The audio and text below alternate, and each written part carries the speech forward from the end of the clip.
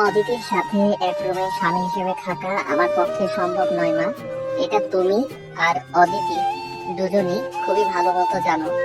শুধুমাত্র নিজের দায়িত্ববোধ থেকে আমি অদিতিকে বিয়ে করে ঘরে তুলেছি। এর থেকে বেশি কিছু ওর জন্য আমি করতে পারবো না মা। কিন্তু বাবা, তোদের দুজনের তো বিয়ে হয়ে গেছে, এখন এই সম্পর্ক মেনে নিতে অসুবিধা কোথায়? মা, তুমি অদিতিকে চিনো না। অদিতি কতটা আর স্মার্ট আর ভীতু একটা মেয়ে, সেটা কি তোমার অজানা? ওকে আমি কোনো ইভেন্টে আমার সাথে নিয়ে গেলেও ও একটা কথা ঠিক মতো বলতে পারে না। সবসময় ভয় আর জড়তায় চুপ শুয়ে থাকে। অদিতির জন্য নিজের বন্ধু বান্ধব আর আত্মীয়ের কাছে আমাকে কতটা নিচু হতে হয় সেটা। তাহলে তুই ওকে নিজের মতো করে তৈরি করে নিলেই তো তবে পারিস, আহানা। তবেই পারিস, আহানা। মেয়েটা ভীষণ লক্ষ্মী ভদ্র একটা মেয়ে, তোর কথা মতো চলবে সবসময়। মা, আমি সবসময় এমন একজনকে জীবন সঙ্গী হিসেবে চেয়েছি যে আমার কাঁধে কাঁধ মিলিয়ে চলবে, আমার কথা মতো উঠবস করবে। কোনো রোবট আমি চাইনি। একজন দেশের টপ বিজনেসম্যানের স্ত্রী হওয়ার কোনো যোগ্যতা কি আদৌ এই মেয়ের আছে? না, ভুলে যাস না, অদিতির বাবার জন্যই আজ আমরা এই পর্যন্ত আসতে পেরেছি। যে সময় তোর বাবা আশরাফ ওয়াহিদ প্যারালাইসিস হয়ে গিয়েছিলেন, সেই সময় অদিতির বাবাই কিন্তু সাহায্যের জন্য এগিয়ে এসেছে। আজ যেসব আত্মীয় স্বজনদের কটু কথার জন্য তুই অদিতিকে গ্রহণ করতে চাইছিস না, সেই সময় এসব আত্মীয় স্বজনদের মধ্যে কেউ আমাদের সাহায্যের জন্য এগিয়ে আসেনি। শুধুমাত্র এগিয়ে এসেছিলেন অদিতির বাবা। সেই জন্য আঙ্কেলের কাছে আমি সবসময় চিরকৃতজ্ঞ থাকবো মা। তাই বলে অদিতিকে মেনে নেওয়া আমার পক্ষে সম্ভব নয়। অদিতির বাবার চিকিৎসার সমস্ত খরচ বহন করার দায়িত্ব আমার, সেটা আমি অস্বীকার করছি না। কিন্তু অদিতির আম্মু আমিনা আন্টি কেন এরকম অন্যায় আবদার করে বসলেন? ওনার স্বামী সাহায্য করেছিলেন বলে কি আমরা ওনাদের গোলাম হয়ে? হাসপাতালে এমন ভাবে আমার সাথে কথা বললেন যেন ওনার ফ্যামিলির সব দায় দায়িত্ব আমার। উনি কেন আঙ্কেলকে দিয়ে সেই অবস্থায় এই প্রস্তাব দিলেন না? আমার রাজি হওয়া ছাড়া আর কি কোনো উপায় ছিল? আঙ্কেলকে আমি ফিরিয়ে দিতে পারবো না, সেটা অদিতির আম্মু খুব ভালো করেই জানতেন। উনি চোখ বুঝে এতক্ষণ ধরে দরজার বাইরে দাঁড়িয়ে নিজের স্বামীর মুখ থেকে বের হওয়া নিষ্পাত্রগুলো চুপচাপ শুনে যাচ্ছিল অদিতি। পুরো নাম ফাহমিদা জাহান অদিতি। আজ তার আর আহনাফের বিয়ের প্রায় 3 মাস পূর্ণ হয়েছে। তবুও তাদের মধ্যে কোনো স্বামী স্ত্রীর মতো সম্পর্ক তৈরি হয়নি। এখনো স্বামীর বাসায় আলাদা রুমে থাকতে হয় অদিতিকে। তার অবশ্য কারণও আছে। আহনাফ সামনাসামনি অদিতির সাথে রূপ ব্যবহার না করলেও অদিতিকে যে আহনাফ পছন্দ করে না, সেটা অদিতি বুঝে ফেলেছে এই 3 মাসে।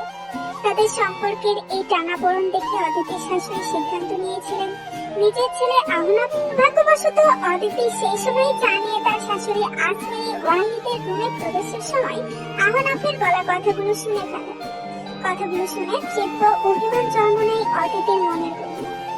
অদিতি টলমল চোখে কিছু না বলে চুপিসারে নিজের রুমের ভেতরে এসে দরজা বন্ধ করে টুকরে কেঁদে ওঠে। এত অপমান, এত অবহেলা, এসবে কি লেখা ছিল তার কপালে? কেন তার মা আহনাফের কাছে তার বাবার অসুস্থতার সময় তাকে বিয়ে করার জন্য অনুরোধ করলেন? সে কি জলে পড়ে গিয়েছিল? কতটা নিচু আর তার ছেলের নজরে দেখে তার স্বামী তাকে? আহনাফের এই দয়ার কোনো প্রয়োজন কি আদৌ ছিল? যে দয়া আর সহানুভূতি জুড়ে শুধু অসম্মান আর অপমান থাকে, তাকে কি অদিতি আর আহনাফের বিয়ে হয়েছে আজ প্রায় 3 মাস। তবুও অদিতির সাথে স্বামীর মতো আচরণ করতে পারেনি আহনাফ। এখনো একই বাসার ছাদের নিচে আলাদা আলাদা রুমে থাকে তারা দুজন।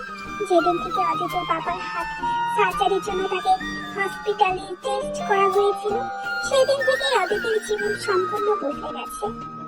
উচ্চ মাধ্যমিক পরীক্ষার্থী ছিল অদিতি, কিন্তু বাবার অসুস্থতা, চিকিৎসার খরচ, প্রকৃতির বিভিন্ন কারণে এই বছর পরীক্ষা দেওয়া হলো না তার। নিজের বড় ভাইয়ের স্ত্রী জুয়ের কথায় প্রভাবিত হয়ে অদিতিকে বিয়ে দেওয়ার সিদ্ধান্ত নিলেন অদিতির মা আমিনা বেগম। হাসপাতালে নিজের বন্ধুকে দেখতে আসা আশরাফ ওয়াহিদের কাছে নিজের মেয়ের জন্য অনুরোধ করে বসলেন তিনি। আহনাফের বাবা আশরাফ ওয়াহিদের সাথে সাথে রাজি হয়ে গেলেন নিজের ছেলে আহনাফ ওয়াহিদের সাথে তার বন্ধু নিয়ে অদিতির বিয়ের জন্য। না আহনাফ, তবুও মুখের উপরে না করতো কুণ্ঠার কারণে। যতই হোক আজ অদিতির বাবার জন্যই তার বাবাকে সুস্থ করতে পেরে খুশি। তখন যদি আঙ্কেল সাহায্যের হাত বাড়িয়ে না দিতেন, আজ হয়তো তার বাবা এখনো হুইল চেয়ারে বসে দিনারটি পাক করতেন। নিজের কৃতজ্ঞতা বোধের কারণেই অনেকটা বাধ্য হয়েই আহনাফ অদিতিকে বিয়ে করার জন্য। বিয়ের পর অবশ্য অনেক চেষ্টা করেছে আহনাফ অদিতির সাথে অ্যাডজাস্ট করার, কিন্তু অদিতির চাল বলুন, কথা বলার ধরন কোনো কিছুই আহনাফের মন মতো ছিল না। থাকবে বা কিভাবে? যেখানে আহনাফের বয়স প্রায় 30 বছরের কাছাকাছি, সেখানে অদিতির বয়স মাত্র 17 বছর। আহনাফ সবসময় একজন শিক্ষিত স্মার্ট মেয়েকে নিতে জীবন সঙ্গী হিসেবে চেয়েছিল, যে মেয়ে তার সাথে তাল মিলিয়ে চলতে পারবে। যেহেতু ব্যবসায়িক উদ্দেশ্য আহনাফকে বিদেশের ক্লায়েন্টদের সাথে যোগাযোগ রাখতে হয়, বিদেশে যেতে হয়, তাই তার মতো স্মার্ট কোনো মেয়েকে আহনাফ চেয়েছিল তার কল্পনায়। সেখানে তার কপালে জুটল তার থেকে 13 বছরের ছোট্ট একটা আনস্মার্ট পিচ্ছি মেয়ে, যাকে নিয়ে কোনো ইভেন্টে যাওয়া তো দূরে কোনো রেস্টুরেন্ট পর্যন্ত নিয়ে যেতে। বিয়ের প্রথম অদিতিকে নিজের রুমে থাকতেই দিয়েছিল আহনাফ, কিন্তু অদিতি আহনাফের প্রয়োজনীয় জিনিসপত্র এদিক সেদিক করে ফেলত। অফিসে যেতেও লেট হয়ে যেত আহনাফের। বিরক্ত হয়ে অদিতিকে ধমক দিয়ে নিজের জিনিসপত্রে হাত দিতে নিষেধ করে দিয়েছিল আহনাফ। অদিতিও আহনাফের কথা মেনে চলার চেষ্টা করেছে, কিন্তু একদিন অদিতি নাটক করে আহনাফের জন্য কফি বানিয়ে টেবিলে রেখে দিয়েছিল। অদিতি ভেবেছিল আহনাফ হয়তো খুশি হবে, কিন্তু আহনাফ ফোনে কথা বলতে বলতে টেবিলে রাখা কফির মগ খেয়াল না করে ভুলবশত ফেলে দেয়। ফলস্বরূপ আহনাফের প্রয়োজনীয় ফাইলপত্র কফিতে ভিজে। আহনাফ রাগে চিৎকার করে অদিতিকে ধমকে বলে ওঠে, তোমাকে কে বলেছিল ফাইলগুলোর সামনে কফির মগ রাখতে? তোমাকে কি বলেছি আমি আমাকে কফি বানিয়ে দাও? আমার এতদিনের এত পরিশ্রম সবকিছু তোমার বোকামির জন্য ভিজে নষ্ট হয়ে গেল। কোনো কাজ না পারলে চুপচাপ বাসার এক কোণে পড়ে থাকতেই তো পারো। এত পণ্ডিতি কে করতে বলেছে তোমায়? সেই দিনের পর থেকে শান্তি স্বরূপ আহনাফের রুমের তীরসীমানায় পাড়া দেওয়া নিষেধ অদিতির জন্য। আহনাফের সাথে বলতে গেলে কোনো যোগাযোগই নেই অদিতির। আহনাফ সকালে উঠে নাস্তা করে বেরিয়ে যায় অফিসে, ফিরে গভীর রাতে, তারপর ডিনার করে নিজের রুমের দরজা বন্ধ করে শুয়ে পড়ে। অদিতির কোনো খোঁজ নেওয়ার প্রয়োজনও বোধ করে না আহনাফ। এসব কিছু লক্ষ্য করে আহনাফের মা আজমিরি ওয়াহিদ আহনাফকে অনেক বোঝানো, কিন্তু আহনাফ তো যেন অদিতিকে টলারেটই করতে পারে না। আর আজ শাশুড়ির রুম থেকে আহনাফের গলা কথাগুলো শুনে মন ভেঙে গুড়িয়ে গেল কিশোরী অদিতি। নিজের মায়ের সিদ্ধান্তের উপরে প্রচন্ড খুব জন্ম নিল অদিতির মনে। অদিতির চোখে জল মুছে সিদ্ধান্ত নিল সে আর এই অসঙ্গতিপূর্ণ সম্পর্কে জোর করে পড়ে থাকবে না। আহনাফ অফিস থেকে ফিরে এসে সেও তার সমস্ত অভিমানের আজও গভীর রাত করে বাড়ি ফিরছে আহনাফ। এমনটা নয় যে আহনাফ সবসময় লেট করে বাড়ি ফিরে। বিয়ের আগে আহনাফ ঠিক টাইম মতোই বাড়ি ফিরত, কিন্তু বিয়ের পর থেকে আহনাফের মধ্যে এই অনীহা চলে এসেছে। অদিতিকে এতটা অপছন্দ করার কারণ আহনাফ নিজেও জানে না। আহনাফ সবসময় ন্যাচারাল আচরণ পছন্দ করে, কিন্তু অদিতির বাচ্চামির স্বভাব আহনাফের কাছে বিরক্ত লাগে। আহনাফ মাঝে মাঝে নিজেকে বোঝায় মেয়েটা তো বাচ্চাই, বয়স আর কতই হবে, 17, তবুও কেন যেন আহনাফ মেনে নিতে পারে না তার স্ত্রীর আজ সারাদিন অফিস নিজের মায়ের বলার কথাগুলো ভেবে দেখেছে আহনাফ, কিন্তু কোনো সিদ্ধান্তে পৌঁছাতে পারেনি সে। অদিতিকে নিজের প্রিয়সীর নজরে কল্পনা করতে পারে না আহনাফ, সেই অনুভূতি কাজ করে না তার ভিতরে। মাঝে মাঝে নিজের রুট ব্যবহারের জন্য তার একটু অপরাধ বোধ হয় শুধু। এসব চিন্তা করতে করতে বাড়ি পৌঁছে যায় আহনাফ। আজও অদিতি অপেক্ষা করছিল তার জন্য। মেয়েটাকে দেখলে মায়াও হয় না আহনাফের। আহনাফ কোনো মায়াও তো নেই মেয়েটির মুখশ্রীতে, ভালো কিভাবে লাগবে? আহনাফ নিষ্প্রভ চাহনি নিয়ে এক পলক অদিতির দিকে চেয়ে আবার চোখ নামিয়ে চলে যেতে নিলেই অদিতি শান্ত মন্থর কণ্ঠে বলল, আহনাফ ভাইয়া, আমার কিছু কথা বলার ছিল। অদিতির কণ্ঠস্বর শুনে বিরক্তিতে চোখ মুখ কুঁচকিয়ে ফেলে আহনাফ। যা বলার তাড়াতাড়ি বলো। আসলে ভাইয়া, আপনি যেহেতু আমার সাথে বিয়ের এই সম্পর্কে থাকতে চাচ্ছেন না, আমি আপনাকে জোর করবো না। আপনি চাইলে আমাকে ছেড়ে দিতে পারেন। আহনাফ ভাবেনি হঠাৎ অদিতি তাকে এইসব কথা বলবে। নিজেকে একটু শান্ত করে আহনাফ বিরূপ স্বরে বলে, তুমি আর আমি চাইলেও এখন আমাদের আলাদা হওয়া সম্ভব নয় অদিতি।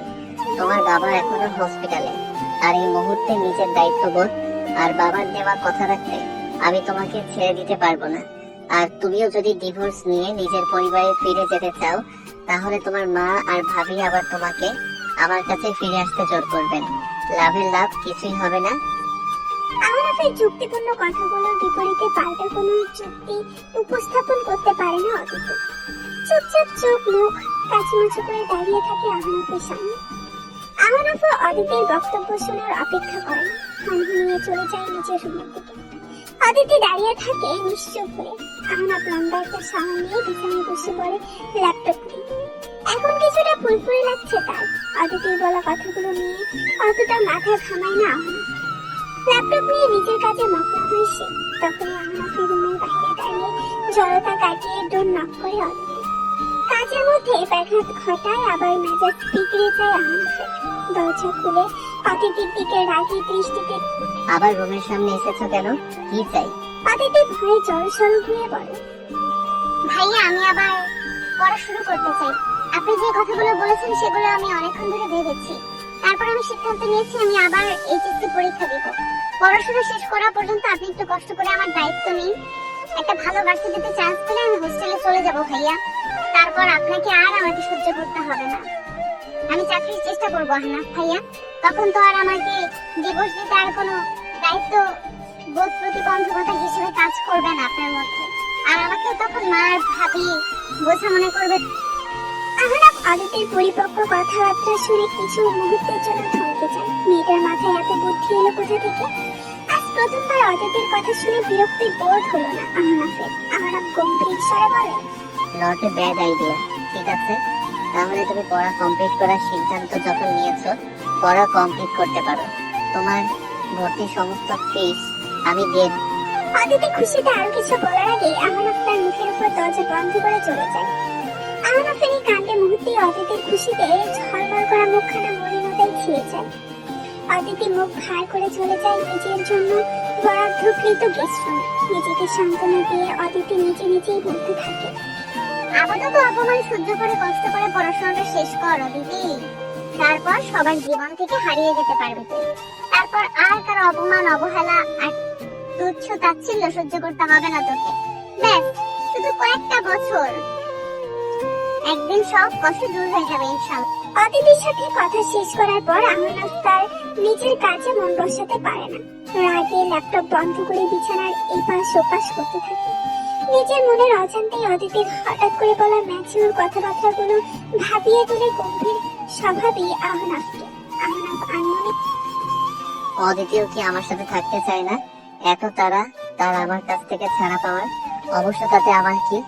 আমারও কি খুব শখ নাকি তার সাথে থাকার? বাধ্য হয়ে এই সম্পর্কের বোঝা টানছি আমি। আহনাফ আনমনে এসব ভাবতে ভাবতে ঘুমানোর চেষ্টা করতে থাকে, কিন্তু আজ আর ঘুমাতে পারে না সে। বিছানা ছেড়ে উঠে বসে পড়ে বিভিন্ন চিন্তার আনাগোনায়। তো এতদিন ছাড়াছাড়ির কথা বলেনি, হঠাৎ তাহলে এসব কথা বললো কেন? হ্যাঁ বলেছে, তাতে আহামরি কি হয়েছে? আমিও তো এটাই চাই। একদিক থেকে ভালোই হয়েছে, পড়াশোনা করলে যদি একটু বুদ্ধিশুদ্ধি হয়, ম্যানার শিখে, তাহলে তো ভালোই হবে। ওকে নিয়ে আর ক্লায়েন্টের সামনে এম্বারাসমেন্টে স্বস্তির নিঃশ্বাস ফেলে বিছানায় শুয়ে চোখ বন্ধ করতে অদিতির কথাগুলো আবার তার কর্ণকুহরে বাজতে থাকে। পড়া কমপ্লিট হলে আমি চাকরির চেষ্টা করবো আহনাফ ভাইয়া। তখন তো আর আমাকে ডিভোর্স দিতে আর কোনো প্রতিবন্ধকতা আপনার থাকবে না। আহনাফ বিছানা ছেড়ে উঠে ডিভানে বসে সিগারেট বের করে সুপটান দিতে থাকে।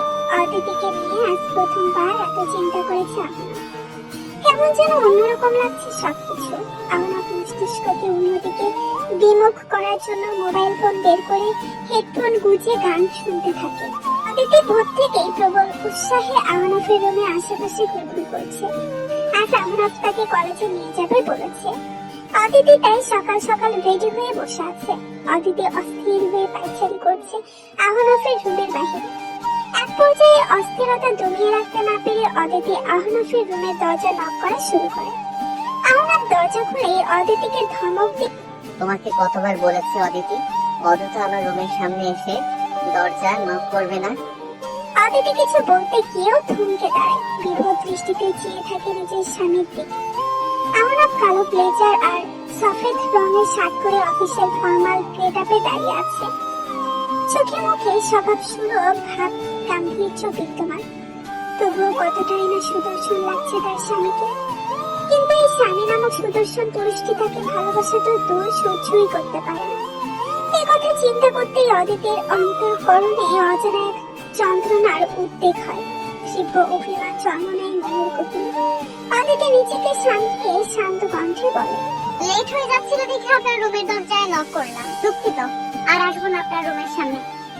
অদিতি কথাগুলো বলে আর এক মুহূর্ত দাঁড়িয়ে না থেকে আহনাফের সামনে থেকে সরে গেল। আহনাফ ভেবেছিল অদিতি হয়তো তার ধমকে ভয়ে জড়সড় হয়ে কান্না করতে থাকবে, কিন্তু এই অদিতিকে যেন আহনাফ চিনতে পারছে না। মেয়েটা ধীরে ধীরে বদলে যাচ্ছে, তার বাচ্চা সুলভ আচরণগুলো একটু একটু করে হারিয়ে যাচ্ছে। বিষয়টা মাথায় আসতেই আহনাফের ভেতরে কেমন যেন অস্থিরতা বোধ কাজ করতে থাকে। আহনাফ আনমনেই অদিতির হঠাৎ এই বদলে যাওয়ার পেছনে কি আমি দায়ী? অদিতি কি ধীরে ধীরে সম্পূর্ণ চেঞ্জ হয়ে যাবে? পড়াশোনা শেষে প্রতিষ্ঠিত হওয়ার পর দূরে কোথাও হারিয়ে মনের অজান্তেই বুকের ভিতরটা আটকে ওঠে আহনাফের। নিজের অন্তরে হঠাৎ সৃষ্টি হওয়া অপরিচিত এই অনুরক্তিতে আহনাফের দম বন্ধ হয়ে আসে। আহনাফ অস্থির হয়ে হনহন করে বাড়ির ভেতরে বের হয়ে মুক্ত বাতাসে জোরে জোরে নিঃশ্বাস নিতে থাকে। অদিতি গাড়ির ভেতরে বসে নিঃশব্দে কান্না করছিল। আহনাফের গাড়ির সামনে দাঁড়িয়ে থাকতে দেখে অদিতি তাড়াহুড়া করে নিজের চোখ মুখ মুছে স্বাভাবিক হয়ে বসে। আহনাফও নিজেকে সংযত করে আপলিসহীন ভঙ্গিতে ড্রাইভ করতে থাকে আহনাফ, যেন গাড়িতে সে ছাড়া আর কোনো মানুষ উপস্থিত নেই। অদিতির দিকে ভুলেও একবারের জন্য তাকায় না আহনাফ। অদিতিও চুপচাপ উদাসীন হয়ে বসে থাকে। সিটে হেলান দিয়ে বাহিরের দিকে তাকিয়ে ক্ষণিকের জন্য প্রকৃতির মাঝে বিলীন হয়ে যায় অদিতি। সারা রাস্তা কেউ কারোর সাথে কোনো কথা বলে না। গাড়ির ভেতরে বিপদম নীরবতা বিরাজ করছে, যেন দুই মেরুর দুইজন অপরিচিত যাত্রী তাদের অজানা গন্তব্যের দিকে ছুটে যাচ্ছে। আহনাফের অদিতির উপর প্রচন্ড রাগ অনুভূতি হতে লাগলো। যদিও এর কোনো কারণ নেই, তবুও আহনাফের ভীষণ রাগ লাগছে অদিতির নীরবতা দেখে। মেয়েটাকে ধমক না দিতেই শান্তি নেই। আহনাফের নীরবতা ভেঙে, আমার সামনে বেশি ম্যাচিওর হওয়ার নাটক করতে হবে না তোমাকে অদিতি। নাটক মানে? কিসের নাটকের কথা বলছেন ভাইয়া? অদিতির কথা শোনার সাথে সাথে আহনাফ তৎক্ষণাৎ গাড়ির ব্রেক কষে ভয়ানক তীক্ষ্ণ চাহনি নিক্ষেপ করে অদিতির দিকে। অদিতি কিছু না বুঝে আহনাফের দিকে ফ্যাল ফ্যাল করে চেয়ে থাকে। আহনাফ গম্ভীর কণ্ঠে, আমার আর আমার মধ্যে বিদ্যমান অসঙ্গতিপূর্ণ সম্পর্কের নাম কি? অদিতি চোখ নামিয়ে মিনমিনে আওয়াজে বলে, বৈবাহিক সম্পর্ক। তাহলে আমাকে ভাইয়া বলে ডাক দিচ্ছ কেন? আহনাফের ধমকে ভয়ে চুপসিয়ে যায় অদিতি। আতঙ্কে হাত পা অবশ হয়ে যায়। আহনাফকে বিয়ের আগে থেকেই ভাইয়া বলে ডেকে অভ্যস্ত অদিতি। বিয়ের পর এত কিছু মাথায় ছিল না অদিতি। বাবার অসুস্থতা, নিজের মা আর ভাবি তার জীবন নিয়ে অনেকদিন বাড়াবাড়ি, আর আহনাফের তার প্রতি রূপ ব্যবহার, এসবের মাঝে দুশ্চিন্তা আর মনে কষ্টে দিন পার করা অদিতি এত কিছু মাথায় থাকবে বা কিভাবে? অদিতি সোজা সাপটা উঠে খেয়াল ছিল না। অদিতির উত্তর আহনাফের পছন্দ হলো না। দু চোখে ক্ষিপ্ততা নিয়ে আহনাফ আগ্রহ স্বরে বলল, কোন দিকে খেয়াল থাকে তোমার? একজন মানুষের সামনে কিভাবে কথা বলতে সেটাই তো জানো না তুমি। বেকুবের মতো আচরণ করে বেড়াও। কতবার বলেছি এই শব্দ ব্যবহার করবে না। তোমাকে এক কথা কতবার বোঝাতে হয়? আহনাফ আরো কিছুক্ষণ অদিতিকে কথা শুনিয়ে কলেজের সামনে নিয়ে আসে। অদিতি মন খারাপ করে গাড়ি থেকে নেমে টলমল চোখে মাথা নিচু করে দাঁড়িয়ে থাকে। তবে আহনাফের এখন একটু ভালো লাগছে। খুব ম্যাচিউরিটি দেখাচ্ছিল না তাকে। পিচ্ছি মেয়েদের মতোই থাকে। গম্ভীর যুক্তিপূর্ণ কথাবার্তা কেন করবে? হ্যাঁ, আমি চাই আমার স্ত্রী স্মার্ট হোক, ম্যাচিউর হোক, তবুও অদিতির সাথে এসব বিষয়গুলো খাপছাড়া লাগে। আহনাফ মনে মনে এসব চিন্তা করে অদিতির দিকে তাকায়। অদিতির মুখ দেখেই বোঝা যাচ্ছে যে কোনো সময় কেঁদে ফেলবে। তবুও নিজের আবেগকে আটকে রাখার চেষ্টা করছে সে। আহনাফের এবার একটু খারাপ লাগে অদিতির জন্য। অদিতির মাথায় হাত রাখতে গিয়েও থেমে যায় আহনাফ। কিভাবে অনুভূতি প্রকাশ করতে হয় সেটা জানা নেই আহনাফের। বিশেষ করে অদিতির সামনে আহনাফ আহনাফ আদুরে কণ্ঠে কিছু বলতে না পেরে উল্টো ধমক দিয়ে বলল, পুতুলের মতো দাঁড়িয়ে না থেকে জলদি চলো, তোমার কলেজের কাজ শেষ করে আমাকে অফিসে যেতে হবে। তোমার পেছনে সময় নষ্ট করার মতো অফুরন্ত সময় নেই আমার। আহনাফ অদিতিকে কলেজে ভর্তি করিয়ে ক্লাসে যাওয়ায় নির্দেশ দিয়ে গাড়িতে বসে পড়ে। তবে যাওয়ার আগে আবার কি যেন ভেবে গাড়ির জানালা খুলে অদিতিকে ইশারার সামনে এসে দাঁড়াতে বলে আহনাফ। অদিতির সামনে আসতেই আহনাফ আদেশের স্বরে, খবরদার, কোনো ছেলের সাথে মিশবে না। এখানে পড়তে এসেছো তুমি, এ কথা ভুলে যেও না। তাই শুধু পড়ার মধ্যেই নিজেকে সীমাবদ্ধ রাখবে। আমি যদি শুনি কোনো ছেলের সাথে কথাবার্তা বলেছো, তাহলে তোমার পড়া এখানেই বন্ধ।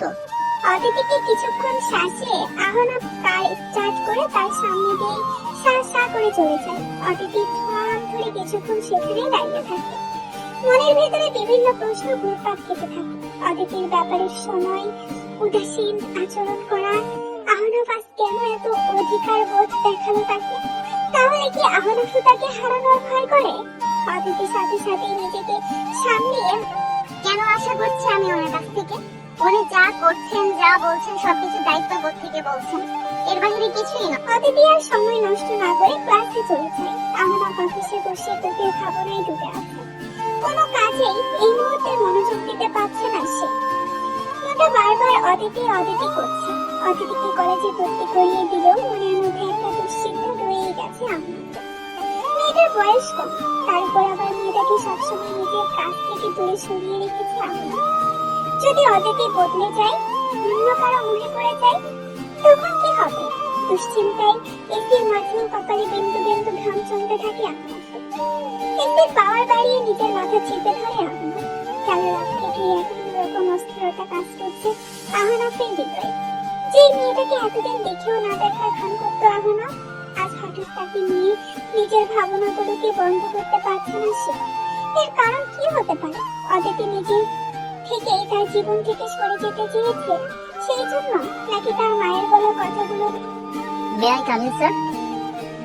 হঠাৎই পরিচিত কণ্ঠস্বর শুনে ভাবনার সুতোই টান পড়ে আহনাফের। তৎক্ষণাৎ নিজেকে সামলিয়ে স্বাভাবিক হয়ে বসে আহনাফ। নাজিমকে ইশারায় ভেতরে প্রবেশ করার অনুমতি প্রদান করে। নাজিম ভেতরে আসতেই ডেস্কের উপরে একটা অ্যামব্রেলা রেখে আহনাফ গম্ভীর স্বরে, তোমাকে আর অফিসে আসতে হবে না Nazim, you are fire. Nazim অনুরোধ করে বলে, স্যার আমি খুবই দুঃখিত এতদিন অ্যাবসেন্স থাকার জন্য। আমার স্ত্রীকে নিয়ে এতদিন হাসপাতালে ছোটাছুটি করতে হয়েছে স্যার। আমার স্ত্রী খুবই অসুস্থ ছিল। আহনাফ নিষ্প্রভ দৃষ্টিতে চেয়ে বলল, তো আমি কি করব? Rules is rules. তোমার জায়গায় অন্য একজনকে হায়ার করা হয়েছে, নিজের বেতন বুঝে নিয়ে বেরিয়ে যাও। নাজিম অনেক অনুরোধ করা শুরু করলো আহনাফের কাছে, কিন্তু আহনাফ কোনো দয়া দেখালো না। একসময় তার পরিবারও তো কতটা অসহায় ছিল, কই তখন তো কেউ সাহায্যের জন্য এগিয়ে আসেনি, ইলিয়াস আঙ্কেল ছাড়া। তাহলে সে কেন কারো প্রতি সদয় হবে? প্রশ্নই ওঠে না। যার যার সমস্যা সে নিজের সমাধান করুক, তার কোনো ঠেকাপথ। আহনাফ রেগে গার্ড ডেকে নাজিমকে অফিস থেকে বের করে দিল। এর কিছুক্ষণ পরেই আগমন ঘটলো আহনাফের নতুন পিএ নাবিলার। নাবিলা হুড়মুড় করে অফিসে এসে আহনাফের কেবিনের বাইরে দাঁড়িয়ে হাঁপাতে থাকে। নাবিলা পারমিশন নিয়ে আহনাফের কেবিনের ভেতরে ঢুকতেই আহনাফ এক গাদা ফাইল নাবিলার দিকে এগিয়ে দিয়ে গম্ভীর স্বরে বলল, প্রথম দিনেই আপনি 10 মিনিট লেট করে এসেছেন মিস নাবিলা ইয়াসমিন। এই ফাইলগুলো আপনাকে শাস্তি স্বরূপ দেওয়া হলো। এগুলো চেক করে আজকের মধ্যে সাবমিট করবেন আমার ডেস্ক। কিন্তু স্যার এতগুলো ফাইল একদিনের মধ্যে কিভাবে শেষ করব? সেটা আমার মাথা ব্যথার বিষয় নয়। চাপ দিতে না পারলে কাজ করতে এসেছেন কেন? ইচ্ছে হলে রিজাইন করে চলে যেতে পারেন। এই পোস্টে ক্যান্ডিডেটের অভাব। দুঃখিত স্যার, আমি এখনই কাজ শুরু করব। নাবিলার সাথে সাথে ফাইলগুলো হাতে নিয়ে আহনাফের কেবিন থেকে বেরিয়েছে। নাবিলা অনেক স্মার্ট আর কনফিডেন্ট একটা মেয়ে, সেই সাথে খুব বেশি ফ্যাশনেবল নাবিলা। এর আগে যতগুলো অফিসে কাজ করেছে নাবিলা, সেসব অফিসেরই বস সবাই নাবিলার প্রেমে হাবুডুবু খেয়েছে, কিন্তু নাবিলা কাউকেই পাত্তা দেয়নি। কিন্তু এই প্রথম সে এমন একজন গম্ভীর পুরুষের দেখা পেল যে তার দিকে ফিরে তাকানোর প্রয়োজন বোধ করল না। ইন্টারভিউ দেওয়ার সময় আহনাফের উপর আকর্ষিত হয়েছে নাবিলা, আর আজ আরো একবার আহনাফের হাত কামড়ে নাবিলা নিজের দেখতে সামনে এসে আনন্দে বলতে থাকে, ইস, আমিও স্যারকে কত হ্যান্ডসাম লাগে। নাবিলা নাবিলা তার সহকর্মীদের সঙ্গে পরিচিত হতে থাকে। মুহূর্তের মধ্যে নাবিলা তার সহকর্মীদের সঙ্গে মিশে যায়। নাবিলা খুবই মিশুক টাইপের হওয়ায় সবাই নাবিলাকে খুবই পছন্দ করে। অফিসের একজন এমপ্লয়ি প্রত্যয়ের সাথে কুশল বিনিময় শেষে নাবিলা জিজ্ঞেস, আচ্ছা প্রত্যয় সাহেব, আমার অফিসের কি বিবাহিত? প্রত্যয় সাবলীল ভঙ্গিতে বলল, না স্যার, বিবাহিত না।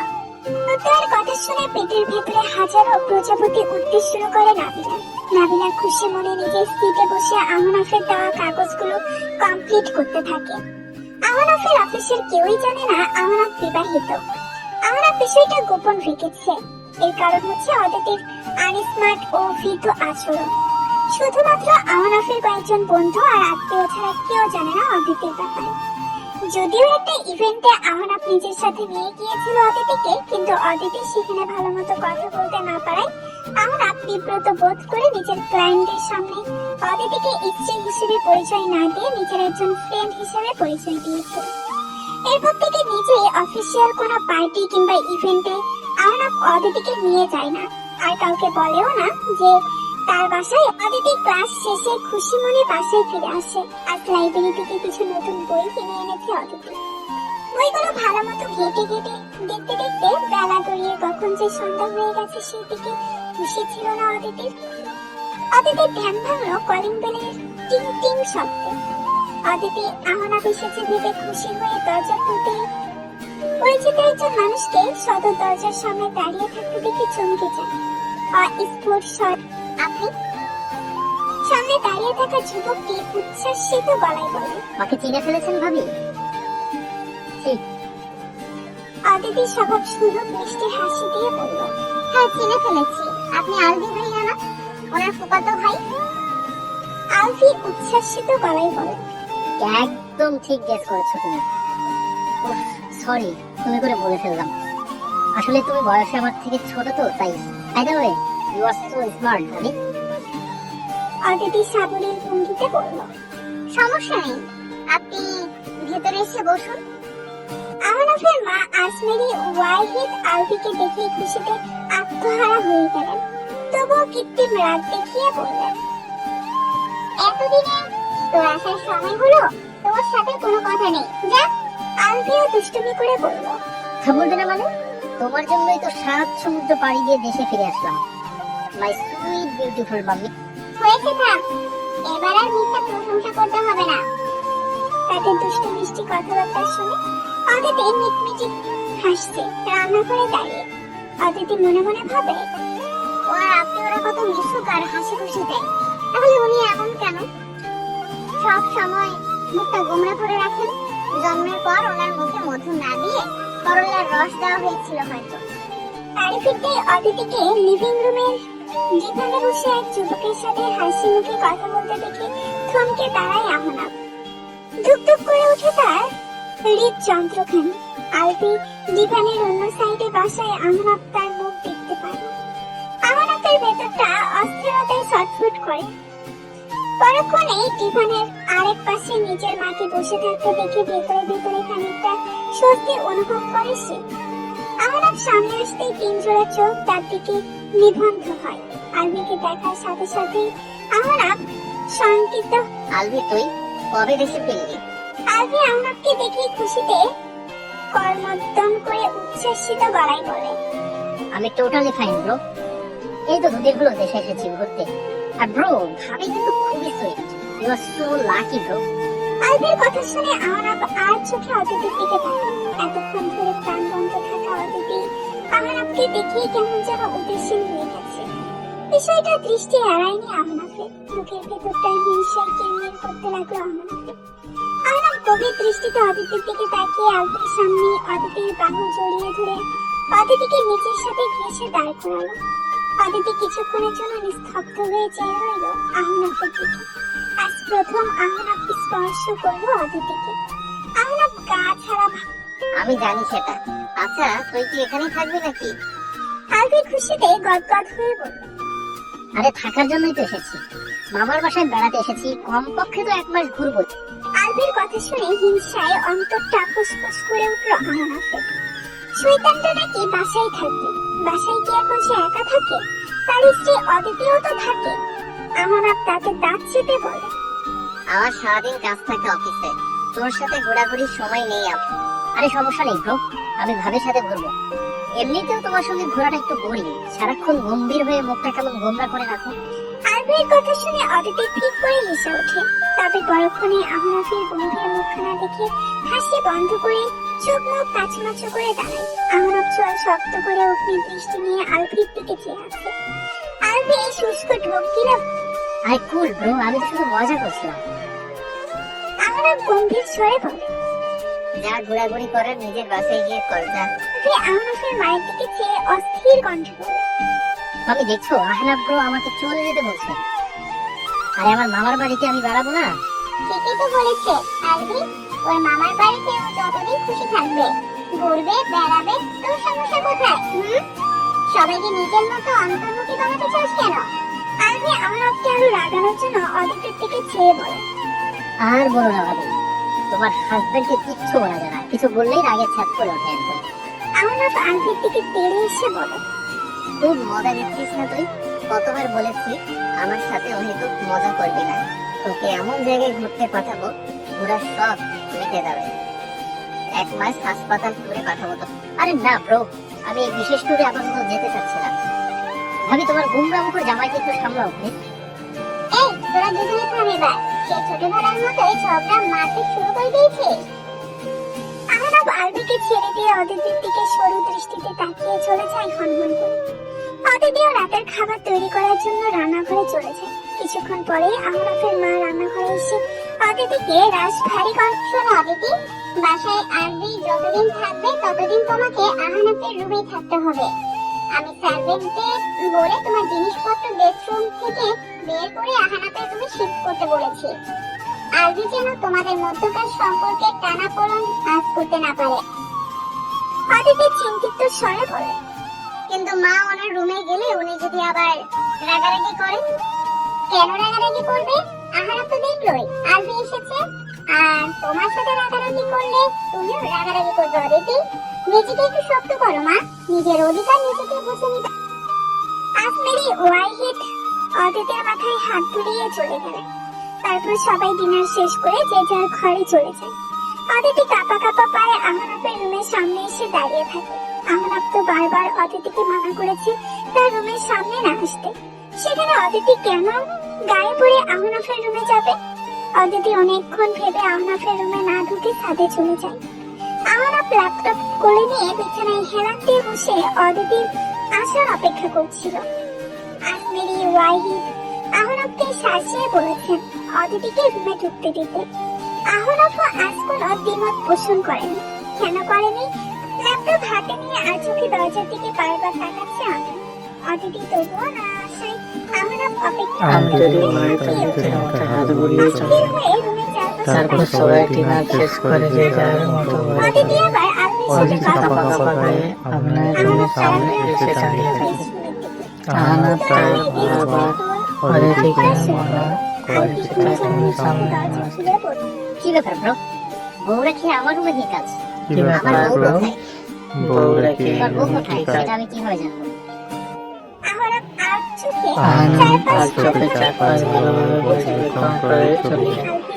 এতক্ষণে আলভির ঘুমের যে স্বপ্ন কেটে গিয়ে ঘুম খুঁজতে আমার পারল। ঘুমের 12টা বাজিয়ে বউ আবার কোথায় আমার কোথায়? ঘুমের 12টা বাজিয়ে বিয়ে করলেই এক সমস্যা, বউয়ের জন্য পাগল হয়ে যেতে বিয়ে হয়। করলে আমি এক এখন সমস্যা সত্যি বলে বলতে পারছি থাকতে না। পাগল। কথাগুলো বলে আলভি হাই তুলতে কথাগুলো বলে আলভি হাই তুলতে দেওয়ার লাল বিছানায় শুয়ে পড়ে। খুঁজে না পেয়ে আহনাফের অস্থিরতা আরো বাড়তে নিজের বাসায় চলে কোথায় যায়। গেল মেয়েটা?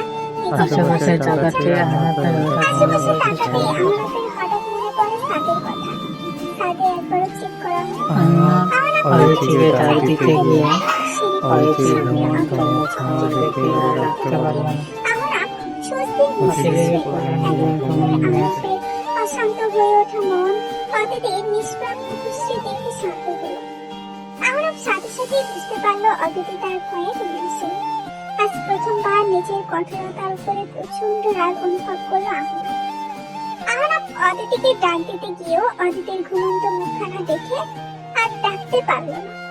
নিঃশব্দে অদিতিকে কোলে করে নিজের রুমে নিয়ে এসে পরম যত্নে তাকে বিছানায় শুয়ে দিল।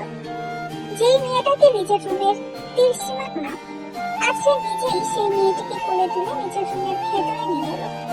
এসব চিন্তা মাথায় আসতে নিজের অজান্তেই হেসে ফেলল আহনাফ। আহনাফ আজ প্রথমবার গভীর দৃষ্টিতে অদিতির মুখশ্রীর দিকে তাকালো।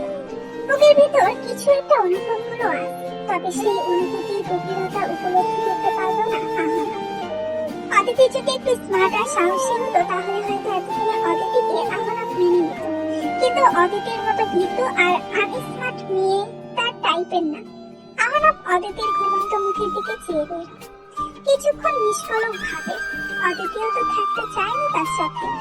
বাস আর কয়েকটা বছরের অপেক্ষা, তারপর তো অদিতি চলেই যাবে। ততদিন পর্যন্ত না হয় আহনাফও মেয়েদের সাথে একটু ভালো ব্যবহার করার চেষ্টা করুক। আহনাফও অদিতির পাশে শুয়ে ঘুমানোর চেষ্টা করতে লাগলো। ঘুম ভাঙতেই আহনাফের রুমে নিজেকে আবিষ্কার করলো অদিতি।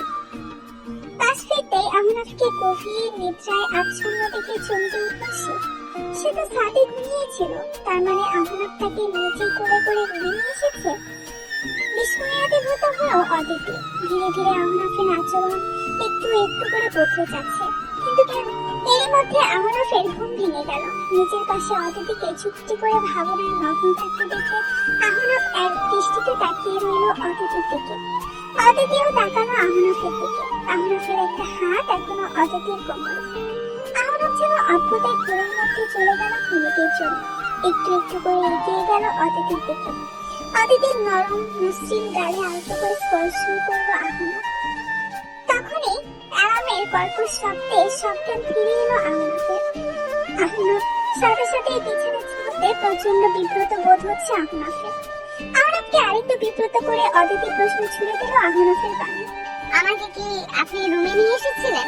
আহনাফ সাবলের ভঙ্গিতে বলল, হ্যাঁ, কিন্তু কেন? কেন মানে কি বুঝো না? বাসায় আলভি আছে, ওর সামনে আমাদের সম্পর্কের অবনতি দেখিয়ে বেড়াতে চাও? তুমি চিনো না আলভিকে? সাথে সাথে বাহিয়ে রটিয়ে ফেলবে সব।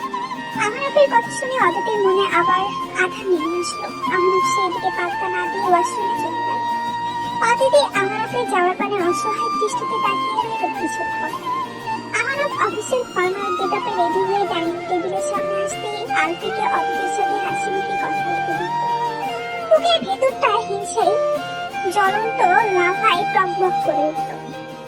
মেয়েটা তার সামনে ভয়ে জড়সড় হয়ে থাকে, অথচ আলভির সামনে কতই না হেসে হেসে কথা বলছে। আহনাফ অদিতির হাত টেনে অদিতিকে নিজের কাছে নিয়ে এসে বলল, চলো অদিতি, তোমার ক্লাসে যেতে হবে তো। কিন্তু ভাবি তো নাস্তা করেনি, রাখেই চলে যাবে নাকি? আহনাফ মনে মনে ভরকায়। আমার বউ খেলো কি খেলো না তাতে তোর কি? আহনাফ গম্ভীর স্বরে বলল, লেট হয়ে যাচ্ছে অদিতি, আর আমার অদিতি নাস্তা করেছে কি করেনি সেটা নিয়ে তোর না ভাবলেও চলবে। আহনাফের মুখে আমার অদিতির শব্দটি শুনে অদিতি চমকে তাকায় আহনাফের দিকে। তীব্র অধিকার বোধ যেন ফুটে উঠেছে আহনাফের কথা। আহনাফ অদিতির হাত ধরে তাকিয়ে ফনফন করে বেরিয়েছে। আহনাফের কাণ্ড দেখে আলভি দূরে তবে ভঙ্গ হয়ে যায়। যাবে রুটি চিবুতে চিবুতে। আশ্চর্য, ব্রো এত জেলাস হচ্ছে কেন? বুঝলাম না। আহনাফ রাগের মাথায় জোরে জোরে ড্রাইভ করতে থাকে। অদিতি ভাই কাঁপা কাঁপা কণ্ঠে বলে, আপনি ড্রাইভ করুন প্লিজ, আমার ভয় করছে। কেন আমার সামনে তোমার এত ভয় করে কেন? ওই আলভির সাথে তো ঠিকই কিছু মিথ্যে কথা বলো।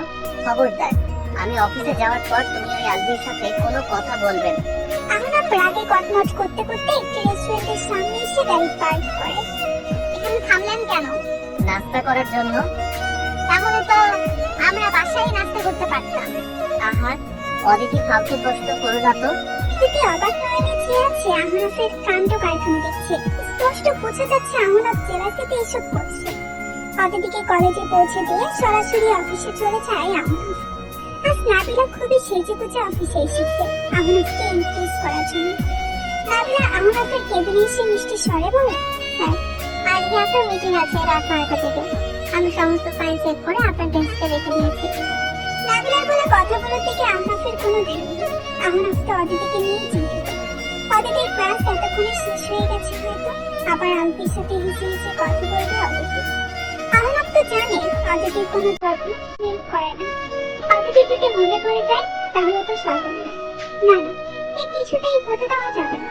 আহনাফ ল্যাপটপে মুখ ঢুকিয়ে গম্ভীর স্বরে বলে, আজকের মিটিং ক্যান্সেল করে দাও, আমাকে তাড়াতাড়ি বাসায় ফিরতে হবে।